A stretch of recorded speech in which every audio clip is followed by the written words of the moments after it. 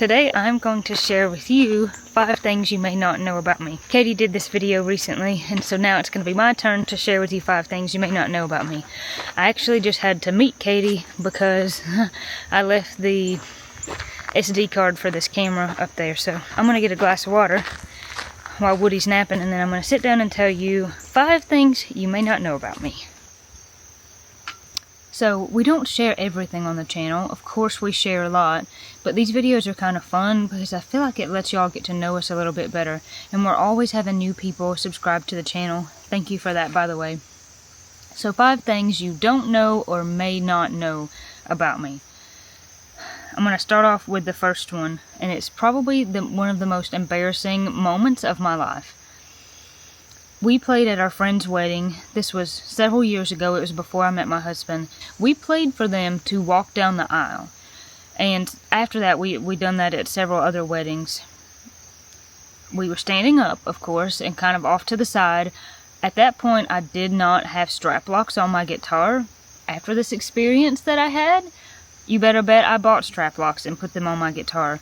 The strap I had just wasn't really that great, and if you don't have strap locks on your guitar, if you just imagine kind of a wide slit and kind of a little, like screw is supposed to go in there basically from your guitar. So imagine if the space that the screw is supposed to go in is bigger than the screw itself. Think about what can happen. So they were at the top of the venue, taking their steps to walk down the aisle, and I dropped my guitar. It was like the most embarrassing moment, I think, of my life. And the whole wedding had to stop, and we kind of quickly went out a back door because I dropped it, and I dropped it like head first. So it was a concrete floor, and it's no wonder it didn't break my guitar, but it knocked it out of tune really badly. And I was so nervous that I just was frazzled. I just needed a minute of just peace and quiet to tune and get it right. And the guy who was running sound also played guitar, and it was really nice of him. I'm not saying anything bad, but he just sort of took over and tuned it, and because I was so frazzled. And when I got back in, I discovered that the top string was still totally out of tune, and so I basically just tried to not play the top string. It was so embarrassing. But I just did not say anything about it. When people come up and said you did a good job, I just said thank you. I was so embarrassed because I felt like I was basically destroying and ruining their wedding. So I thought, I'm just not even going to say anything, and maybe people would just put it behind them, and hopefully the wedding was not ruined because of me. We did finish playing and the wedding was beautiful, but that was very embarrassing. The next thing, we buried a time capsule back in 2010. I don't know if we've ever talked about that before, so at some point here on the channel, Lord willing, who knows what the future holds, we're going to dig up a time capsule. So the story on that is that our grandma, Miss Cindy, this is of course before she passed away, she had a cat that passed away, unfortunately, and we were trying to figure out where we were going to bury the cat, and we thought that she had decided to bury the cat up at my parents' house, and so me and Katie said, we'll just go out and try to help. We felt really bad for her, and started digging the hole. Well, turns out, my dad went over to her house, and she buried the cat there, which was fine, but then we had a hole up here, and we thought, well, is there anything we could do with this hole before we fill it in? And we thought, what if we make a time capsule? So at that point, my grandpa was still living, and he passed away first, but the grandpa I'm talking about is my maternal grandpa, and the grandma was my paternal grandma. So we went down to his house, which is just right out here, and we said, if we wanted to bury a time capsule, what would we bury it in so it will last? And he said, get you a mason jar and put it lid side down. Like, put the lid down in the ground, and so that way, depending on how long you leave it in there, if the lid rusts, hopefully the pressure of the ground would keep everything in the jars, and there wouldn't be nothing like water falling into the jar. They have been in the ground now for a while. I don't know, how long are you supposed to wait till you dig up a time capsule? I mean, it has to be an appropriate amount of time, right? 10 years is definitely not enough, but should we wait 20, 30, 40? I don't know. I'm not sure. Another thing I'm going to share, this is also very embarrassing. When I was a young teen, this was kind of when it got popular to shave part of your head. Like, leave the rest of your hair long, but shave part of your head, and I did that. I don't know, I want to say I was like 18, maybe 19. I don't know if I was 20 yet. And I remember, I still lived with my parents, and I remember just going and getting my dad's thing. Like, I cut the hair off with a pair of scissors, and then I just took the thing to it and shaved it. I mean, like, no hair. And Katie had said she would do it with me, and as soon as she saw what I had did to my hair, she was like, sorry, Corey. I crossed my toes when I told you I promised I would do that. I am bailing out. And I regretted it. It took a long time for it to grow back out. My family hated it. They were like, why did you do this? It looks terrible. It didn't look great. But, you know, I did it. And I used to, once it grew out some and it was like maybe like this long instead of basically like buzzed bald, I would sort of flip this side of my hair over, you know, and you just kind of have the shave part and have the rest of your hair. It didn't look great. That was probably the time that it looked the best, because when it was just like bald, it looked terrible, like I, you know, I don't know, got in an accident. And then by the time it got longer, then you just had this weird, you know, different length hair. So that was one of the more embarrassing things that I did. I also I used to dye my hair with Kool-Aid, the ends of it, that was pretty permanent. And then I cut my own bangs one time. I did a lot of stuff to my hair that I really shouldn't have done. I'm not a hairdresser. Okay, so there's 3. I'm saving, I say the best, but maybe the most dramatic I'm saving for last. So, one more, but honestly it's kind of, one more before the last. It's kind of a 2-part thing. I couldn't decide between getting bitten by a shark that had been dead for many years, or when I like could have really lost an eye. Does that build a little bit of drama? So I'll tell both of those because they are both actually related to my foot, even though I said eye. So I have a scar on my ankle, on my right ankle, and it's probably maybe the best scar that I have, and it's hard to see sometimes, but I can really feel it. When me and Katie and our cousin April were young, I don't know, it's like we may be 7 or 8 years old, out at my grandma's house. Of course, my aunt and uncle and my cousins still lived here where I live now. We all loved rocks, and we always wanted to bust rocks and see what was on the inside. And my grandma, she still has some like brick pavers going up to her house, and we thought, well, hey, we should just get whatever rock we want to, you know, bust open and just throw it really hard at those pavers, and it'll eventually bust. It did, and excuse me, again, it's no wonder that it did not absolutely put one of our eyes completely out, because it was just shrapnel. Whenever we would throw them, it was just rocks busting off everywhere. Well, this was the summertime, and I don't know if I had on sandals or maybe I wasn't wearing shoes, and a piece of that, it's truly like shrapnel, come back and hit me, like right sort of on the inside soft part of your ankle, going down towards your heel, and it hurt. I mean, it got me good. It just sliced, and it bled and bled, and it really hurt. But looking back, it's honestly no wonder it did not put one of our eyes out. It's crazy. Okay, shark. My sister had this, you know, you can get the shark's mouths that are just still whole, but they've been bleached and whatever. She had one of those, and it was probably from, I think, a rock shop that we might have stopped at one time on the side of the road, because she loves rocks. So she had that, and of course we shared a room at that time. We were, I don't know, I was in the 4th grade, so I think I was like 8 or 9, around the same time as the rock thing, but I don't remember which happened first. And she had it in the floor, and I think my cousin was also there, my same cousin April, and we were playing back there. That thing was in the floor. I didn't know it was in the floor, and I stepped kind of like down through it on the, like right on the top of the teeth. I don't remember, I think it was also my right foot, and it got me right on the heel, like in the real meaty part of my heel, and it bled. After that, we had to get the carpet out of the bedroom, because it, it bled everywhere. I mean, it got me good. It was a fairly deep cut, and I remember my cousin helping me limp down the hallway, and I was like just tracking blood all down the hallway, and I was young, so I was so scared to even bleed. You know, I had like no concept of any injuries, and I was like, April, am I gonna die? And she's like, no, Corey, you're not gonna die. So she helped me in the bathroom, and I'm sure my parents were there somewhere, but I can't really remember them being there. And I just have this vague memory of hopping down the hallway, and then I remember I had these rainbow sandals.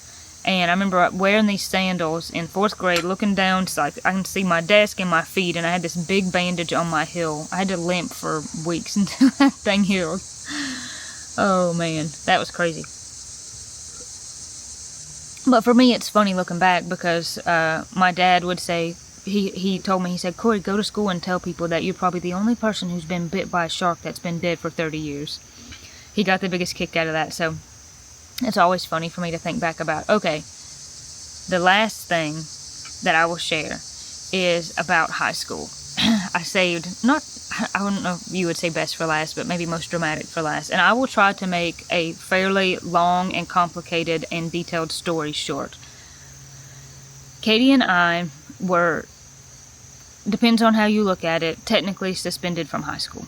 We went to what was called an early college, to where you could do dual enrollment and get the credit. We knew that we would need to do that because our parents could not really afford college, but they wanted us to go to college, to a university. And so at the time, the school was still there. It was a new thing, and the high school was basically on the college campus. At that point, the high school didn't have a building that it owned. It was just the college buildings. Now, since then, there's a big brand new school build. Anyways, I just say that to say we literally just sort of walked across a little like parking lot, and then we were in college classes with people. You know, I was 13 turning 14 when I went into 9th grade. So for a very short while, I was like 13 years old in college classes with people who were 60. Very odd experience. And anyways, the concept of the school was probably good in some ways, because you could get the credit, and the idea was that you would have a 2-year associate's degree, and then the like, it's basically the state pays for it, so you would have like half your 4-year if you wanted to just do a bachelor's degree done before you got there. And we knew we needed to do that because my parents couldn't afford college, and there was 2 of us at the same time. So that's what we did. And just to be completely honest, and in the nicest way possible, the school was a joke. It was just crazy. Some of the stuff they did was just totally like morally not right and just dishonest, and it just was kind of bad the whole time we were there. And it was very stressful because I knew that I needed to basically make this work for my parents and I mean, and for myself too, but it was very stressful doing high school and doing college classes at the same time. And then also the high school classes were like honors and advanced, because that also somehow reached across and counted for some college credit. So it was very difficult. And to say that for those, you know, almost 4 years that I just lived under like extreme pressure would be kind of an understatement. And we had a lot of teachers who believed in project-based learning, and they believed in, here's the resources, you teach the material to yourself, then you show me that you understand it. I'm not a math person. I would say that I'm a smart person, but I am not a math person. My brain just doesn't work that way. And so I was in advanced algebra, I was in honors physics with a teacher who said, no, I will not teach you how you do this. There is no lecture and let me stand up on the board here and write and teach you how to do this. Here's the resources. You go learn it. You go watch the videos. Then he had what was called show and explain. Then you come up to the board, I give you a problem, and you show me you can do this and tell me why. It was awful. It was so stressful.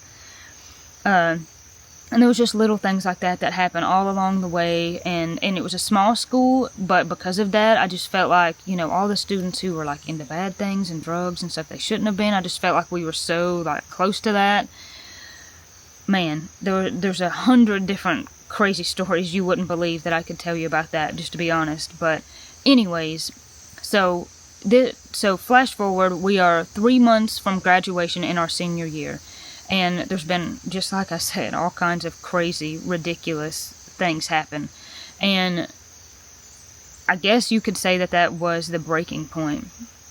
There had been some things that had happened, and there was just kind of a lot of pressure in the air, so to speak. And I remember we went to, this was like sort of our senior class. I guess it was almost like a study hall. And I remember this girl got up in front of the class, and she was gonna tell us something, but she screamed at all of us to be quiet. And I just kind of, without even realizing what I said, was like, you can't talk to us that way. There were multiple times in high school where I said that. You can't talk to me this way, because it was awful. I mean, they treated us like garbage. And I didn't say anything mean to the girl. I didn't say a bad word. I just said, who do you think you are? You can't talk to us like this. That made her very upset. And she went and cried. And I didn't know it at the time, but she went and told the principal, her and some other girls went and told the principal that me and Katie threatened their lives. That we, this is a high school drama, but I did not threaten anyone's life. I wouldn't do that. And so anyways, the principal come and got me.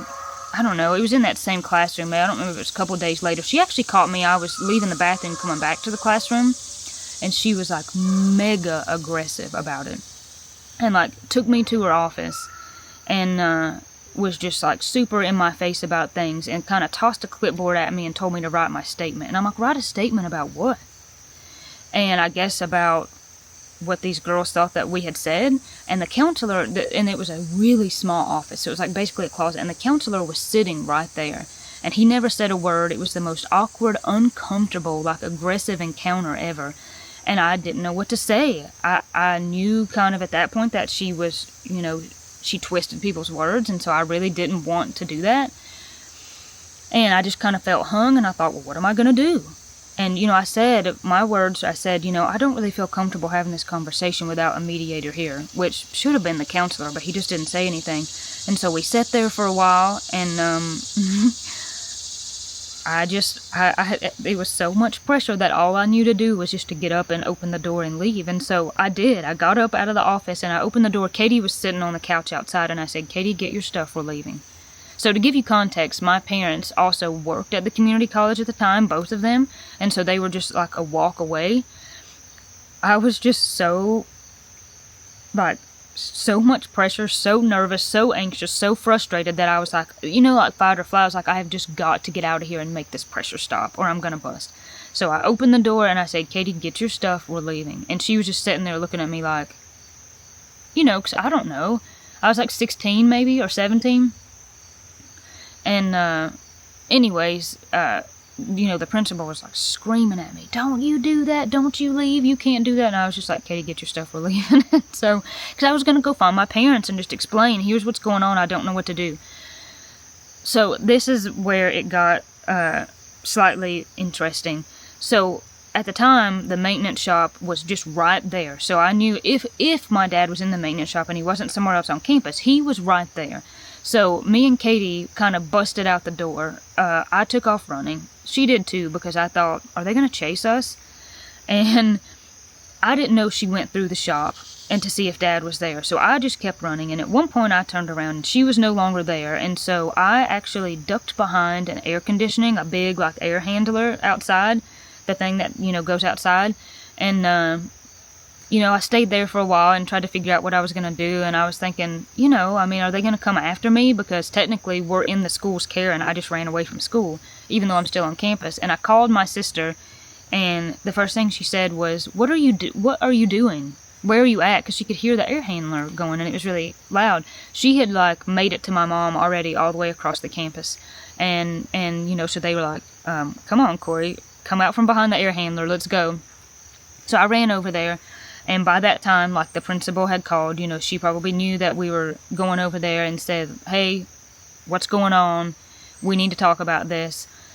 My parents were kind of fed up, to be honest, because, again, some of the stories I could tell y'all, but this video's already getting long. So, anyways, that day there was a meeting at, central office, in our county. And basically the gist of it was, we're going to suspend them, but they can come back to school, I guess because they thought we really did make the threats, even though we didn't. And my parents were very frustrated, and my parents basically said, if you suspend them, we're done. We're walking away from your school. We will find somewhere else for them to go, even if they have to start senior year over again. If you suspend them, we're leaving. They were very adamant about suspending us, and so we left. So for the last 3 or so months of graduation, before we graduated senior year, we went to the local high school. And if people ask me today, where did you graduate high school from? I say Murphy High School. I don't say where I went to school originally. So, that may be kind of a shock for some of you. I've been hesitant to ever talk about that on the channel before because it's a long time ago. I don't even like to think about it. And I don't want people to think, that I'm like a misfit and like I was really bad. You know, you think about someone getting suspended out of high school, you think, oh man, they must have done something really, they must have been a scoundrel, they must have been really bad. But then, if I ever share some of the stories with people, I just feel like I see a look on their face that just says, you're lying. You were a bad cookie in high school. And so I don't like to talk about it. But that's something that I don't think we've ever shared on the channel. If I'm being completely honest, I would not recommend doing dual enrollment high school. I think it's too much. Now, I have very different opinions about college. I won't even go there, about what I think about college. But I'm thankful for my degree. I'm thankful that my parents paid for it. But would I send my kid to college? Don't know. So, anyways, drop me a comment below. Let me know what you think. But these are always fun for y'all to get to know us more. And if you feel comfortable, because we have, just such a loyal audience here on YouTube, and we thank you for that. If you feel comfortable, tell us some stuff we might not, tell us in the comments below some stuff we might not know about you. I would love to see that. So, as always, thank you for watching. God bless you. God keep you. And I'll see you on the next one.